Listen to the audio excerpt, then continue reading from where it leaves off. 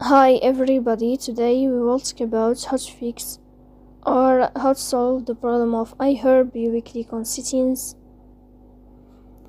then we click on apps, default apps, app settings. Then you will search about the application of iHerb and you will click in this page. In this list here you will find app info.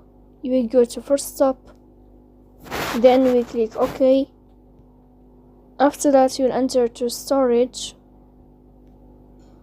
Here in this page of storage we click on clear cache.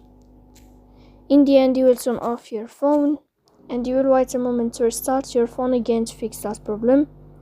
So that's all. Don't forget to support us by like and subscribe. See you next time and thank you for your watching and your attention.